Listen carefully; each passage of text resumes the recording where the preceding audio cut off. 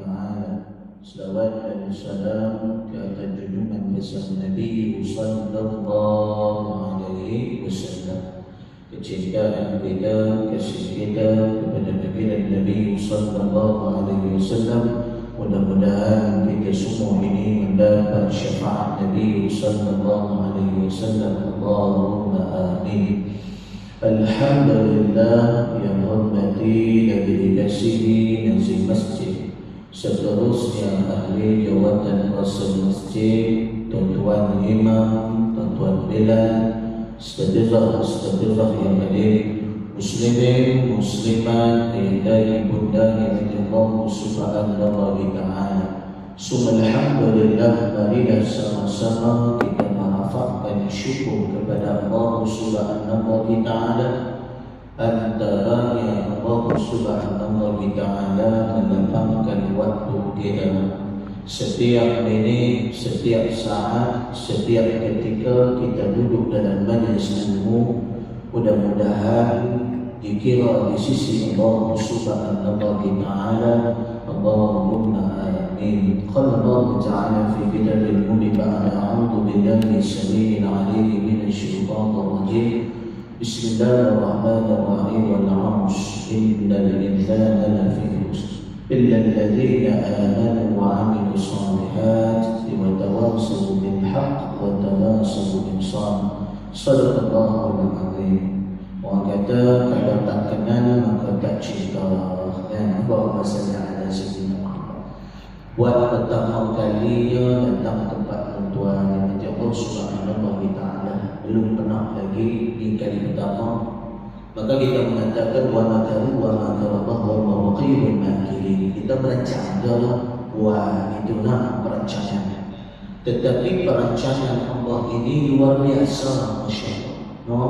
Perancangan Allah ini luar biasa. Saya tak pernah terfikir nak sampai tempat tuan, tapi Allah takdirkan sampai.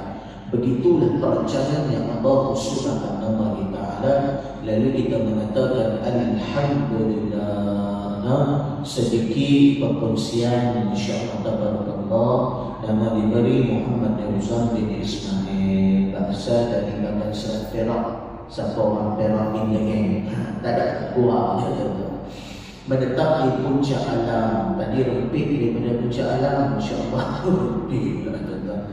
Itulah sambil-sambil kita kan. Alhamdulillah, insya-Allah. Bahkan kita malam ini kita nak berkongsi ilmu, bukan nak mengajar. Tuan-tuan lebih hebat daripada saya hanya diamanatkan saja. Berkongsi ilmu, mengisi masa-masa yang ditetapkan ini, insya-Allah. Lalu kita ni tuan-tuan, dengan Allah subhanahu wa ta'ala bersebut dalam Quran tadi, Masya Allah. Allah kata apa dalam Quran tadi? Wal 'ashr, demi masa. Betul Allah jawab lagi, lagi tahu lagi. Innal insana lafi khusr. Manusia itu dalam kerugian. Allah kata manusia dalam kerugian. Dia betul Allah lagi illal ladzina amanu wa 'amilus salihati. Kecuali orang yang buat amal soleh. Yang ini poinnya kita. Orang yang buat amal soleh, orang yang nak dekatkan dirinya kepada Allah subhanahu wa ta'ala. Awal-awal dia bangun pagi, lalu dia mengatakan alhamdulillahilladzi ahyana ba'dama amatana wa ilaihi nusyur. Lalu bangun-bangun tu tak sempat dah doa pun tak sempat dah, ini masalah. Gitu. Bangun alhamdulillah, syukur. Duduk dalam majlis ilmu, syukur alhamdulillah. Kenapa? Nikmat Allah subhanahu wa ta'ala luar biasa. Maka tak terhitung daripada nikmat Allah. Allah sebut dalam Quran, Allah tanya pada kita, فَبِأَيِّ آلَاءِ رَبِّكُمَا تُكَذِّبَانِ. Maka mereka nikmat yang mana kita dusta kepada Allah subhanahu wa ta'ala. Lalu kalau nak hitung nikmat Allah tak terhitung nikmat Allah. Kira kadang dia banyak nikmat Allah subhanahu wa ta'ala. Lalu malam ni pun salah satu nikmat Allah, kita duduk dalam majlis ilmu, tamat syurga Allah subhanahu wa ta'ala. Ini pun salah satu nikmat Allah. subhanallah. Berapa ramai manusia dia nak datang tapi Allah sibukkan dia. Tapi alhamdulillah Allah izinkan kita dulu. Nah, kenapa? Karena Allah berikan kita mudah-mudahan masa-masa minit-minit yang mana berkualiti kepada kita, insya-Allah akan ditulis daripada apa yang dicatat. Pak Ma'un duduk dalam majlis ilmu contoh, gitu. Ditulis dia dicatat akan dibawa nanti di hadapan Allah Subhanahu wa taala. Maka untunglah dia adalah orang yang beruntung, insya-Allah. Baik. Lalu kita sebutkan tadi inna lillahi fi manusia dalam kemudian. Bila sebut dengan rugi tuan-tuan, kita faham kan? Bahawa ramai daripada kaum yang terdahulu, yang kaum yang terdahulu yang dibinasakan oleh Allah Subhanahu wa taala. Antaranya yang kita lihat bagaimana Fir'aun, bagaimana kehebatannya, kekuatannya, ketinggiannya, dan dengan diri yang itu kan.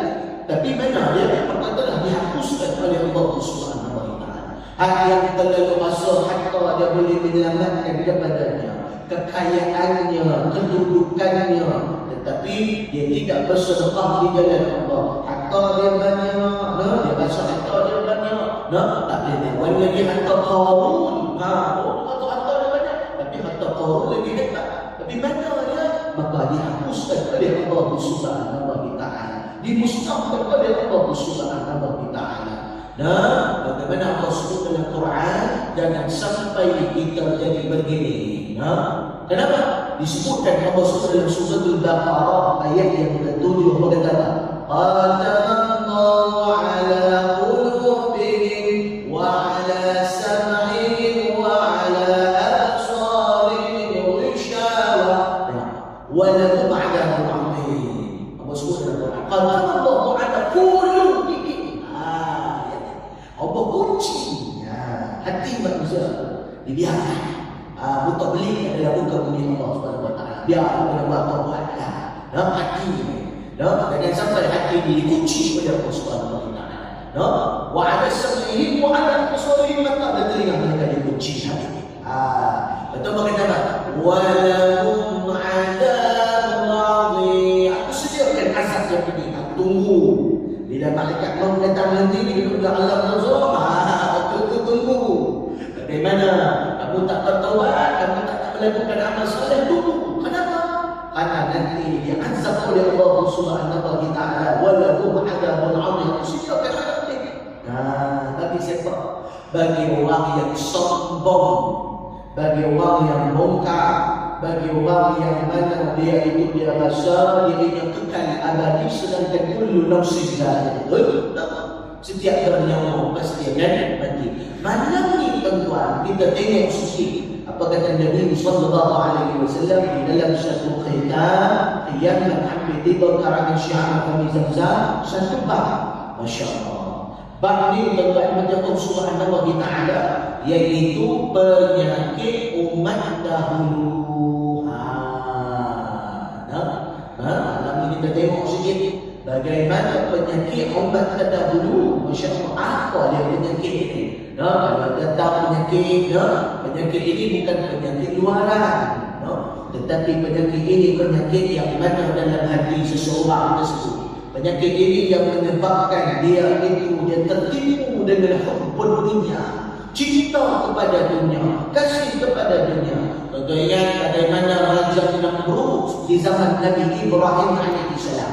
Ingat tadi Raja Namrud bagaimana? Dia mengatakan ini aku sebagai Tuhan dan sebagainya. Dia boleh menghidupkan, dia boleh mematikan. Dia kata apa? Lalu apa azabnya? Tengok azabnya apa dia? Lalu dikenalkan dengan nyamuk. Kita dapat nyamuk dengan nyamuk. Bila kita tengok nyamuk itu bukan sebarang nyamuk yang diberi kita kelebihan oleh nyamuk itu untuk musnahkan daripada kaum tersebut. Subhanallah, tabarakallah, masuk dalam lubang hidungnya, dia siksa semula. Innalillah. Kita duduk lubang hidung ni, tuan-tuan, dia masuk satu benda, tak boleh, tak ada diam dia. Tapi dia masuk lubang hidung bukan, duduk dalam tu. Siksa tak? Siksa. Baru siksa Pasal dunia. Lepas tu apa dia? Dia keluar, dia tak boleh keluar. Dia hambuk kepala dia, dia tembuk, dia hambuk kepala dia, mati tuan-tuan. No? Hebat dia tadi, dia kata aku ni kerajaan 300 tahun lebih, kerajaan hebatnya dia boleh buat macam-macam. No? Makanan segunung, makanan dia ada. Tapi apa berlaku? Tak ada apa. Walahum azabun azim. Aku sediakan azab pedih bagi mereka. Begitu penyakit yang mereka itu hubbun, cinta. Cinta kepada dunia. Maka dunia ini adakah kita tak boleh cinta? Pada kita baca doa Rabbana atina fid dunya hasanah wa fil akhirati hasanah wa qina adzabannar. Rabbana atina fid dunya hasanah, kebahagiaan dunia kita nak dapat. Masya-Allah. Dunia ini ulama mentarifkan dunia itu waladun saleh. Antara yang dapat isteri salihah, dapat anak-anak yang saleh, dapat kenderaan yang layak, rumah yang layak, kebahagiaan di dunia. Allahumma salli ala sayyidina Muhammad. Wa fil akhirati hasanah wa qina adzabannar. Jadi panggilan. Wa dunia, kita bawa dunia jabatan ke akhirat. Dunia kita urus, mudah-mudahan nanti tumbuh buah renung nanti di akhirat. Mudah-mudahan kita Allahumma amin. Baik, apa kata Nabi sallallahu alaihi wasallam daripada Abu Hurairah radhiyallahu anhu bagi Nabi sallallahu alaihi wasallam maksud daripada hadis, umatku akan ditimpa penyakit yang pernah menimpa umat terdahulu. Penyakit ditimpa kepada umat terdahulu. Dan sahabat bertanya, apakah penyakit itu yang pernah menimpa umat terdahulu itu? Nabi sallallahu alaihi wasallam menjawab, yang itu ada 6 perkara yang selalu mana berlaku, bahkan juga kita lihat krisis rohani dalam dunia, rakus terhadap dunia, kelebihannya terhadap dunia. Lalu disebutnya apa dia? Penyakit yang pertama, terlalu banyak bersukaria. Jahiliyah, maka mereka berkumpul. Kenapa mereka berkumpul? No? Mereka berkumpul jumpa. Kepada apa? Itulah seronok. Lagi dengan perempuan berseronok, uha-uha minum marak dan sebagainya. Uha-uha, minum marak dan sebagainya. Nah, mereka berkumpul. Kenapa bersukaria? Adakah Islam tak boleh bersukaria? Boleh, tapi ada batasnya. Ada batasan. Masya Allah, tabarakallah. Kenapa dengan batasan? Masya Allah, tabarakallah, dengan batasnya itu.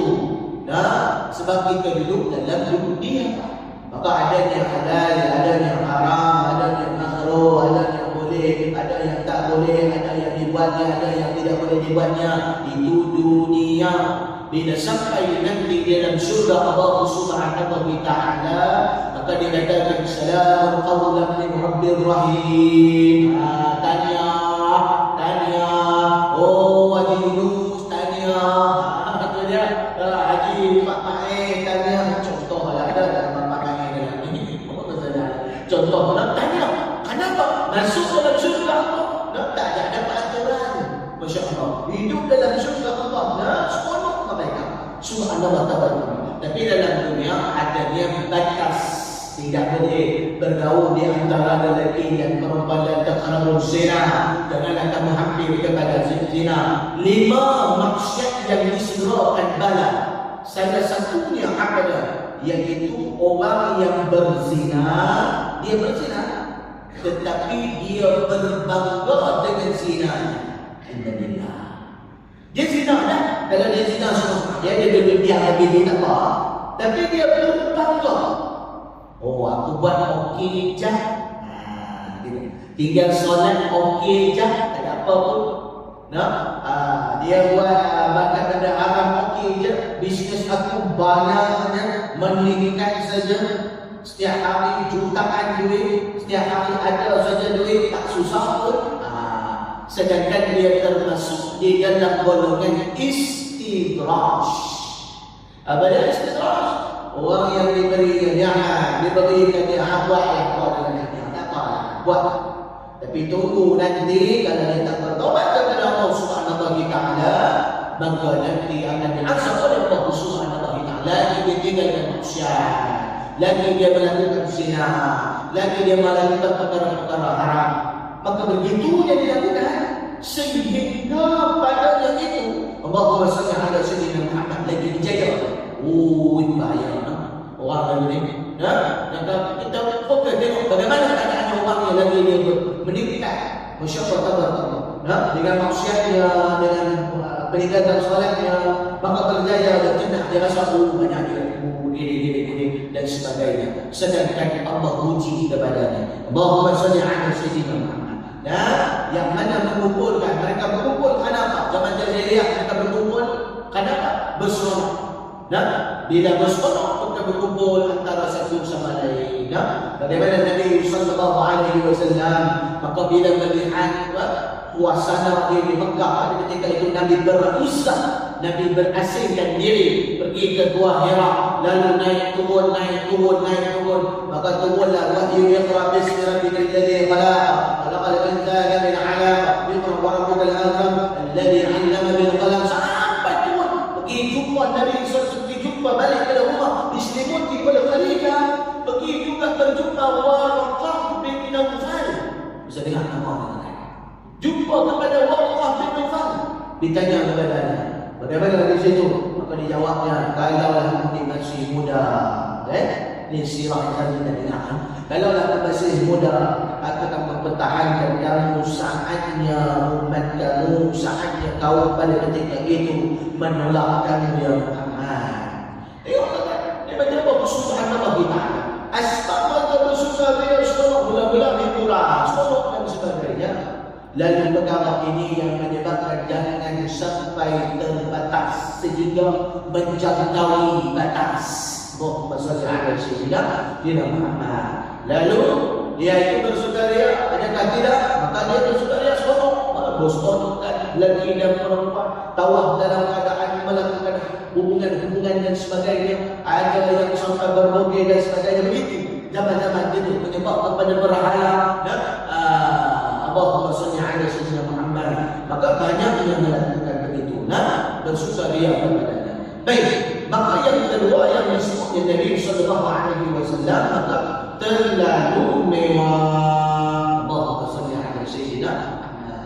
Dan juga yang pertama, yang ketiga sama di antaranya mengumpul harta sebanyak mungkin. Dua benda ini dia nak hidup dalam keadaan yang mewah, hidupannya dalam keadaan celik saja, mata harta tak kira dah. Inal halal bayyin wa haram bayyin. Dia tak kira dah benda yang halal atau benda yang haram telah dinyatakan. Tak kira janji aku dapat duit, gitu. Tipu pikir suka, janji aku dapat duit. Manipulasi, scammer dan sebagainya, janji aku dapat duit. Begitulah orang nak hidup sedang dalam dunia tetapi malas nak bekerja.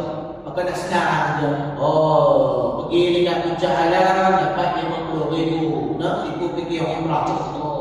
Main kat sini dapat 50,000, dah 100,000. Balik kat sana 100,000 lagi. Senang. Begitulah manusia yang mana dia rakus dalam mengumpulkan harta benda secara mungkin. Mengumpulkan harta benda dunia, dia menyangka harta dia boleh selamat kepadanya. Allah sebut dalam Quran, yahsabu anna malahu akhlaq. Dia menyangka harta dia boleh selamat kepadanya. Harta boleh selamat. Kalla la yulbadanna fil hutama, lalu akan dicampakkan ke dalam neraka Allah subhanahu wa ta'ala. Harta ni kalau tak urus dengan baik maka jadi padahlah padanya. Sebab manusia bila mana tidaknya menguruskan dengan baik, lalu harta yang sangat pada dia rasa bangga, dia rasa riak, dia rasa tinggi dan sebagainya. Begitu. Tapi harta itu kalau seperti mana Sayyidina Utsman bin Affan, kita lihat bagaimana Sayyidina Utsman bila sebut saja Nabi sallallahu alaihi wasallam, siapa nak berinfak, Nabi naik ke tangga, Nabi kata Nabi naik mimbar, lalu Nabi turun satu anak tangga, Nabi kata siapa nak berinfak? Nak berinfak. Lepas tu apa dia? Sayyidina Utsman katanya, ya Muhammad, ya Rasulullah, aku memberikan 100 ekor unta, cukup dengan barang yang berada di atasnya. Gitu. Lepas tu turun lagi anak tangga Nabi sebut lagi siapa nak berinfak. Disebutkan sahabat siapa nak berinfak. Jadi Sayyidina Osman angkat lagi. Sayyidina Osman kata apa? Aku akan berikan lagi 100 ekor unta dan penuh barang di atasnya.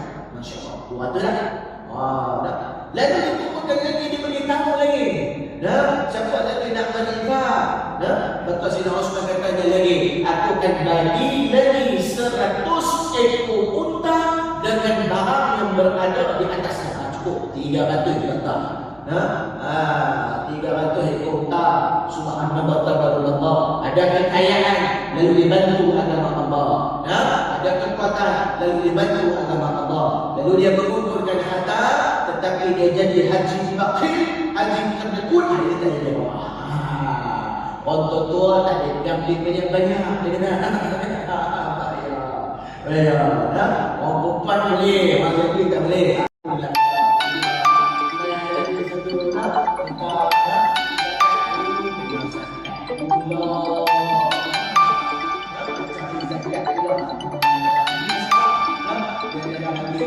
Macam mana bulan ni? Tahun ni asal macam mana?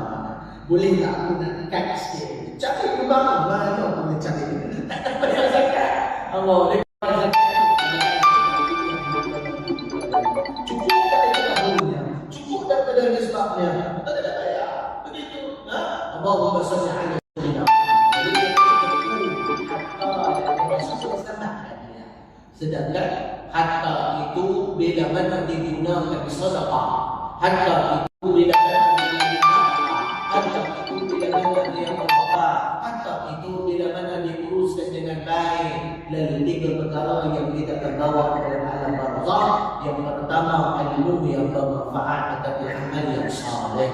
Maka yang kedua, sedekah jariyah. Allah. Dan infak fid-din, infak dia ke agama Allah. Lagi mudah pakai transformer je, transfer tank. Gitu. Kalau tank ada duit tak ada duit itu transfer kan mudah. Masya-Allah tabarakallah. Tetapi orang yang rakus mengumpulkan harta, lalu yang keempat dia penipuan dalam harta benda-benda, adik-beradik bergaduh. Inilah penyakit umat terdahulu. Mereka sanggup berbunuhan asbab daripada harta yang sekecil-kecil. Sanggup mereka ambil daripada harta-harta tersebut. Kenapa? Kerana pada ketika itu mereka nampak harta itu bernilai 80,000, 8 juta dan sebagainya. Bergaduh antara suami dan isteri, bergaduh anak dan sebagainya. Asbab daripada harta, asbab daripada takhta, jabatan dan sebagainya. Begitulah manusia bila mana hatinya itu dia mengikut kepada hawa nafsu. Akal manusia kita akan fikir macam mana nak tipu dengan merompak ni dia sedang. Tanya orang merompak dia sedang merompak. Dia kena fikir strategi macam mana nak curi tabung masjid dia sedang. Itu saya kena tanya. Ni tabung ada 1, 2, 3. Ada saya yang budak-budak yang betul ada semua budak dia kata. Tak, saya nak tahu macam mana nak ambil duit tabung. Budak dah cakap pula. Nak kena buat apa? Jadi dia tengok kan. Ustaz, kami bawa pemain je tak? Bawa pemain tak apa? Budak cari dapat 50. Gitu. Allah. Usaha. Dia curi tabung masjid. Dia fikir macam mana dia dapat duit dia cari telefon depan, cari simpul-simpul yang mana mahal, dia tak dia curi. Manusia ni dia fikir macam-macam nak menipu dalam harta pada dunia. Dia akan pegang amanah, lalu dia pegang amanah anak yatim. Selalu bila cucu dalam bank, cucu tengok ada lebih kurang 2,000, 3,000, 4,000. Lagi masuk pula duit tu tengok 80,000. Kawan terdemam terus. Beli. Aku nak bagi ke tak nak? Aku nak bagi ke tak nak? Padahal tak bahagian tu. Aku fikir. Kalau tak tetap daripada imannya, maka dia makan dari daripada harta anak yatim, dia makan daripada harta yang amanah kepada Allah. Satu daripadanya dia memakan harta, dan orang itu dia memakan harta bukan daripada haknya, lalu dia menjadinya darah daging, lalu mati orang tersebut tanpa dia bertobat kepada Allah, halal baginya dimakan dalam api neraka Allah Subhanahu wa taala. Allah Subhanahu wa taala. Halal baginya dimakan. Kenapa? Karena harta tersebut bukan daripada haknya, dan bertumbuk jadi daging, jadi darah dan sebagainya. Halal baginya dimakan dalam api neraka Allah. Satu hari di dunia, satu hari di akhirat, bersama 1000 tahun di dunia. Allah. Tak termampu kita. Malam ini kita fikir sama-sama. Hidup di alam barzakh lebih lama ataupun hidup di dunia lagi lama? Hidup di alam barzakh lebih lama atau hidup dalam dunia lebih lama? Allah. Kalau kita fikir baik, kita tengok. Kalau kata Allah alam, kalau kata bolehlah kata lama alam akhirat, lama hidupnya akhirat. Hidup di dunia kalau kata umur kita 80 tahun. Ada 90 tahun. Baru ni depan rumah saya 99 tahun meninggal. Tahun ni 99 tahun. Allah. Masya Allah, tambah sihat lagi. Mata dia tegak lagi mata dia. Subhanallah. Dia tanya rahsianya apa? Iqra'ul Quran. Hai habibat, soal Quran. Begitu, hatta hidupnya Masya Allah tambah 99 tahun. Ada yang meninggal umur 85 tahun, ada yang meninggal umur 23 tahun. Adik ipar saya meninggal umur 22 tahun. Subhanallah, muda. Masya Allah tambah 22 tahun. Bayangkan tuan-tuan, kullu nafsin dha'iqatul maut, setiap yang bernyawa pasti akan mati. Lalu matinya apa dia mengambil daripada harta anak yatim. Dia memakannya harta-harta yang masuk ke dalam badannya, lalu dia tak keluarkan balik, lalu dia tak balaskan balik. Lalu waktu ila taubatan nasuha, dia tidak mohon taubat kepada Allah Subhanahu wa taala. Dia mengikut hawa nafsu, mati dia. Allah. Maka dimakan di dalam api neraka Allah Subhanahu wa taala. Walahum adabul 'adzim, disediakan adab yang pedih bagi mereka. Maka orang sanggup buat apa saja untuk mendapatkan harta benda sementara. Dia menipu dalam harta. Dia sanggup apa saja. Anak begitulah zaman jahiliyah. Maka sanggup apa saja. Penipuan dalam perniagaan. Bagaimana penipuan dalam perniagaan? Allahumma salli ala sayyidina Muhammad. Ditimbang sekilo. Dapat sekilo. Balik rumah timbang-timbang 500 gram. 500 inah.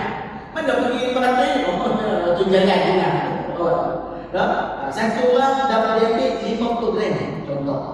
Kali dengan 1000 orang, dia tak tahu. Dalam COVID dulu kita cakap. Apa masuk dan tuak masuk ke dah meningkat nak cakap. Dia masuk dia timbang 50. 1 gram 50 gram. Kali dengan berapa orang yang diambil Allah, hidupnya tidak berkah. Dia menjaga pagi, petang, siang, malam, pagi, petang, siang, malam, 7 bulan dia tak ada. Pasal tuan dia tak ada. Tak ada keberkatan.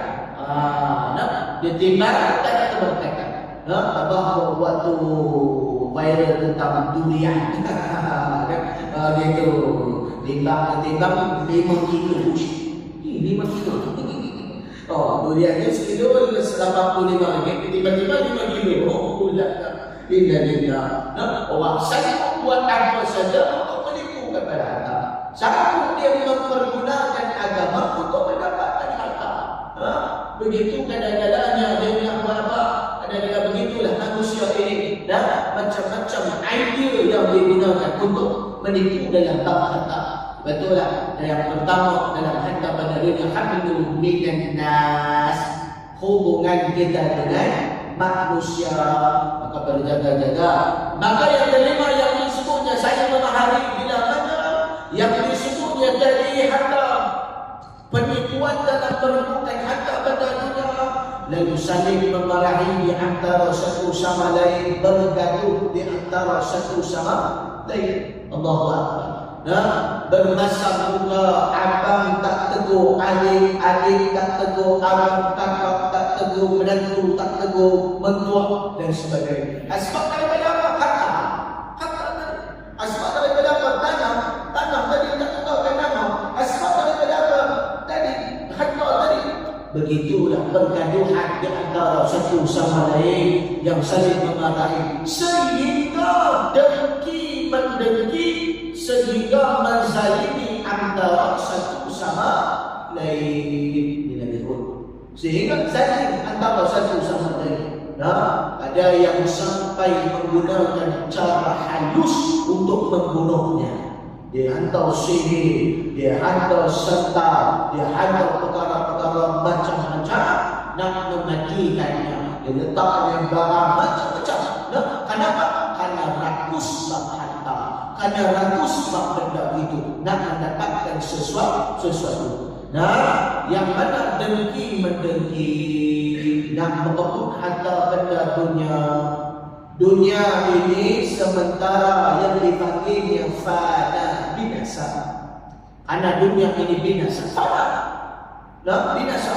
Allah sifatnya binasa. Lalu kita kebut kepada binasa, apatah lagi kita kebut kepada harta benda dunia sehingga terlupa hak kepada Allah Subhanahu Wa Taala. Adanya haknya, ada yang baik, ada bagaimana yang disebutkan tadi, sehingga berzalim di antara satu sama lain. Lalu disebutkan penyakit yang disebutkan oleh Nabi sallallahu alaihi wasallam tadi telah banyak kita lihat dalam kaum muslimin. Telah banyak kita lihat dalam masyarakat, dalam kaum muslimin kita telah banyak kita lihat bagaimana ganasnya. Maka kita lihat di sana sini, kita melihat penyakit ini menyulam dalam masyarakat dengan ganasnya, mengumpul dalam bahasa bersukaria. Anak muda ada yang seronok, jumpa dia nanti dulu, masjid anak tidak dulu, begitu kesukaannya. Itu apa dia? Mengumpulkan harta pada dunia. Dikumpul harta, cerita mata, cari harta, cerita mata, cari harta. Penipuan dalam harta pada dunia. Saling memahami dan juga dengki mendengki. Begitulah yang disebutnya menjelar dalam masyarakat. Maka dunia Islam telah dilanda krisis rohani yang sangat tajam. Krisis rohani dalaman. Mereka kosong dalamannya sehingga mereka nak sekolah dengan harta. Bila ada harta, sekolah. Bila tak ada harta, maka gelisahnya dia disambut mengorbankan iman.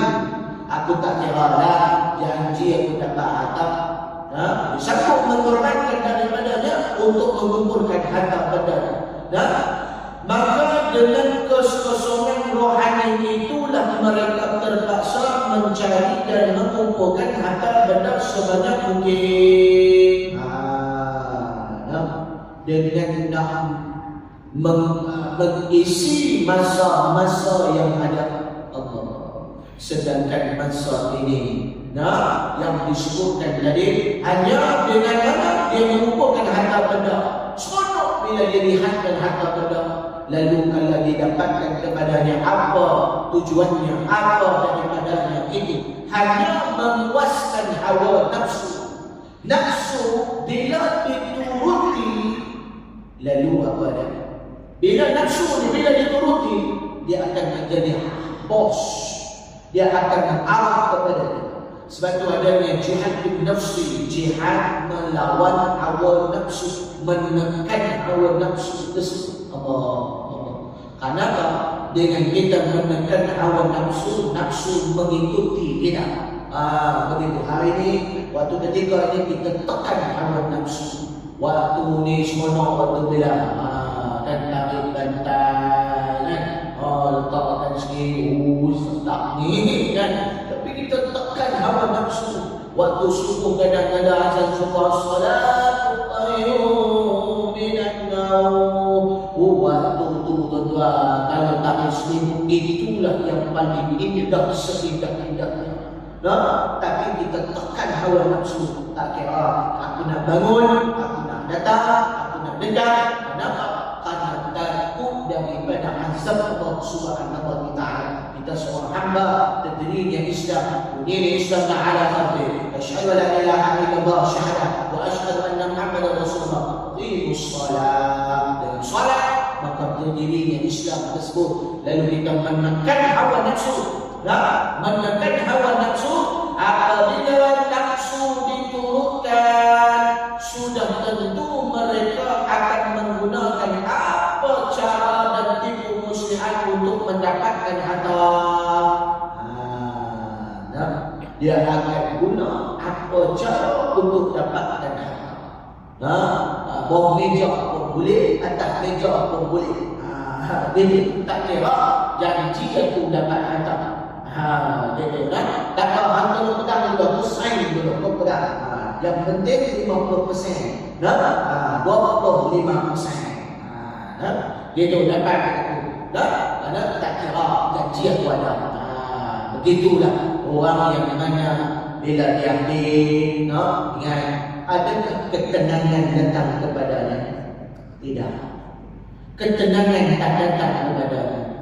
Dalam keadaan dia melakukan makan benda-benda haram, dalam keadaan dia mengambil harta anak yatim, dalam keadaan dia menyimpan daripada hak kepada orang lain, adakah tenang dalam hidupnya? Tidak akan tenang dalam hidup. Allah pada dia bila Allah insya-Allah tak dengar daripada perkara yang haram, maka dimakan daripada perkara haram. Tadi sebut tadi ada ketenangan dan dia tak tenang hidup dia tak akan tenang, asal belenggu dengan dosa dia. Kecuali adanya dia bertaubat kepada Allah Subhanahu wa taala, lalu ketenangan itu sampai kepadanya. Ada orang yang memang biasa tenang minum snack CCP puluh gede-gede itu contoh. Bukan gitu share ini sendiri minum sama straw dia senang ni doang dia ketenangan itu yang datang kepada yang milik yang Allah Subhanahu wa taala. Dari itu yang disebutnya sehingga mereka itu sudah tentu mereka menggunakan apa cara dan tipu muslihat untuk mendapatkan harta benda dunia. Ketika itu akan hilanglah nilai-nilai akhlak yang baik. Nilai akhlak yang baik, dia tak boleh pertimbangkan yang mana yang hak, yang mana yang batil. Tak boleh timbangkan. Kerana hilang. Daripada dia nak terdesak, nak juga, nak dapatkan juga. Lepas itu apa yang ada adalah kecurangan. Apa yang ada adalah khianat. Apa yang ada adalah dengki-mendengki antara satu sama lain. Maka kata Syekh Abdul Razak, marilah kita menghitungkan diri sebelum kita dihitungkan di hadapan Allah Subhanahu wa taala. Lalu penyakit ini bila adanya ilmu yang pertama, bila adanya ilmu, lalu dengan ilmu itu dia mengetahui yang mana hak mau punya batil. Maka dengan adanya ilmu maka mohonlah doa adanya taufik, kekuatan. Begitu dengan kekuatan tersebut mudah-mudahan terhindar daripada perkara-perkara yang menyebabkannya. Lalu dengan bentengnya apa dia? Yaitu dengan iqra'ul Quran, dengan baca Al-Quran, tadabbur Quran, dengan kita menghayati isi-isi Quran, mudah-mudahan dengan zikir Allah, dengan namanya di tengah malam, dengan kita mengamalkan sedekah jariah dan sebagainya. Benda-benda yang baik, mudah-mudahan terhindar kita daripada mengikut hawa nafsu yang berlebihan. Sehingga dia menjawabkan dirinya kepada Allah Subhanahu wa taala. Itu jelas saya akan kata tadi, marilah kita menghitungkan diri bagi muhasabah. Kita hitungkan diri kita sebelum diri kita dihitung di hadapan Allah. Dengan kita bertaubat di hadapan Allah Subhanahu wa taala, dalam keadaan yang wal istiqamah kita melakukan amal-amal yang saleh. Mudah-mudahan yang mana dihitungkan sebelum kita hitung dan bagaimana keadaan yang pada ketika itu kita bilang dulu aku tengah buat gini, maka taubat, ila taubatan nasuha, astaghfirullahaladzim, meninggalkan perkara tersebut.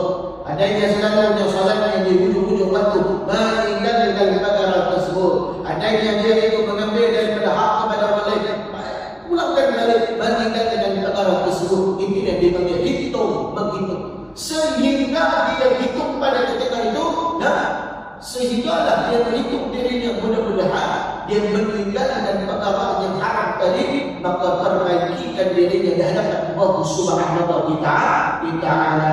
Dan sekali sebelum kita dihitung di hadapan Allah, andai sampai tahapnya waktu ketika malaikat maut datang, dua perkara yang tidak akan diterima taubat. Yang pertama, pada ketika itu malaikat maut datang, saatnya nyawa di hujung-hujung tanduk. Allahumma shalli ala sayyidina Muhammad. Lalu dia mengatakan, aku nak bertaubat, maka la, sama sekali tidak diterima di sisi Allah. Saat yang kedua, waktu bila saatnya apabila dia bangun, dia sedar tengok matahari terbit daripada tempat tenggelamnya, maka tidaklah lagi diterimanya taubat pada ketika itu. Yang akan datang kepada kita, saatnya malaikat maut datang, lalu dia mencabut nyawa kita. Saat begitu, tuan-tuan, kita tahu subhanallah ta'ala, bila sampai di situ, maka terputuslah daripada nikmatnya dunia, lalu terputuslah daripadanya masuk dia di alam barzakh berehat, maka dibawakan yang dari amal-amal yang saleh, sedekah jariyahnya, dan juga anak-anak yang saleh yang berdiri kepadanya sampai kepadanya. Mudah-mudahan kita dihitung di hadapan Allah Subhanahu wa Ta'ala dengan kebaikan, dengan bertaubat kepada Allah Subhanahu wa Ta'ala atas dosa-dosa yang pernah kita lakukan.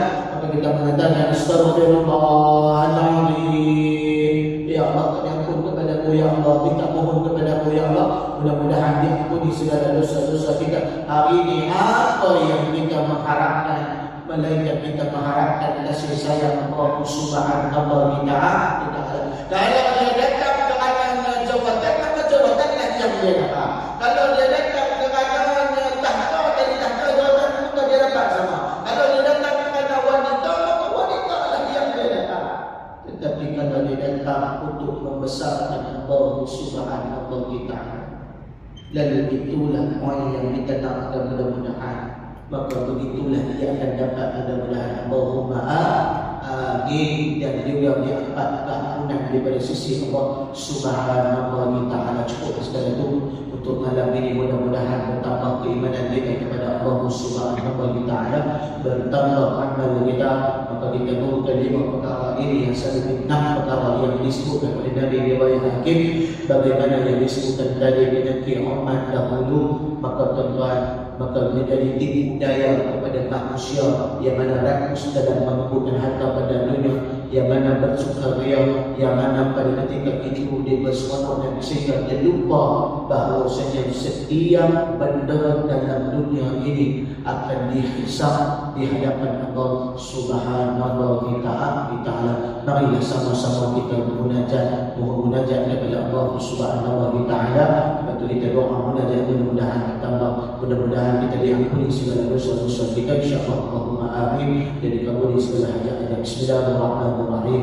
Alhamdulillahirabbil alamin. Wassalatu wassalamu ala asyrafil anbiya'i wal mursalin sayyidina Muhammadin wa ala alihi wa ashabihi ajma'in. Allahumma faqihna fihi wa inna taqul bil mustaqim. Allahumma haqqa haqqi al-ibadati abadana wa shirkina. Ya Allah, ya Tuhan kami, ya Allah, ampunilah dosa kami, ya Allah, dosa ibu dan ayah kami, ya Allah, dosa istri dan anak-anak kami, ya Allah. Ya Allah, ya Tuhan kami, ya Allah, luaskanlah kubur ayah dan ibu kami, lapanglah kuburnya, ya Allah, sinarilah kuburnya dengan syafaat Quran, jadikanlah kubur-kuburnya taman-taman syurga-Mu, ya Allah, dan Engkau jadikan kubur-kuburnya kawah-kawah api neraka-Mu, ya Allah.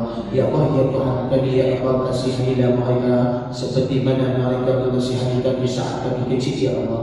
Ya Allah, ya Tuhan kami, ya Allah, pandanglah kami dengan kasih sayang-Mu, ya Allah. Janganlah Kau pandang hina kepada kami, ya Allah. Ya Allah, ya Tuhan kami, ya Allah, bukalah pintu taubat kepada kami, ya Allah. Kami hamba yang berdosa, ya Allah, banyaknya dosa-dosa kami, ya Allah.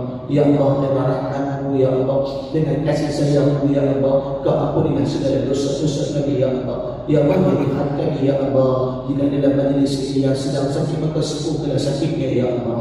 Jika dalam majlis ini ya Allah yang sedang berhajat, lalu sembuhkanlah hajat-hajatnya ya Allah. Jika dalam majlis ini ya Allah yang sedang kesempitan rezeki ya Allah, lalu luaskanlah rezekinya ya Allah. Jika dalam majlis ini ya Allah yang sedang berhutang, berikanlah jalan selesai daripada membayar segala hutang-hutangnya ya Allah. Ya Allah, ya Tuhan kami ya Allah, jadikanlah keluarga kami keluarga yang sakinah, jadikanlah keluarga kami keluarga yang mawaddah, jadikanlah keluarga kami keluarga yang diridaimu ya Allah.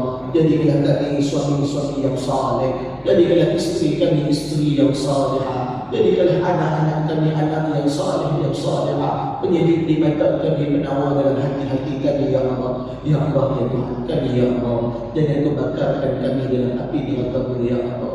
Jangan Kau bakarkan kami dalam api neraka-Mu ya Allah. Maka kami berlindung daripada-Mu ya Allah. Kami mohon kepada-Mu ya Allah, ampunkanlah dosa-dosa kami ya Allah. Keluarga kami dalam masjid ini ya Allah, mudah-mudahan bersinar dalam rumah-rumah tangga kami ya Allah. Rabbana atina fid dunya hasanah wa fil akhirati hasanah wa qina adzabannar ya Allah. Angkatlah derajat orang yang telah berjasa dalam majlis ini ya Allah. Muliakanlah ya Allah, jadikanlah keluarganya keluarga sakinah, jadilah keluarganya keluarganya mawaddah, jadilah keluarganya keluarganya diridaimu ya Allah. Rabbana atina fid dunya hasanah wa fil akhirati hasanah wa qina adzabannar وقنا عذاب النار وقنا عذاب النار وصلى الله على سيدنا محمد وعلى آله وصحبه وسلم والحمد لله رب العالمين. إن شاء الله.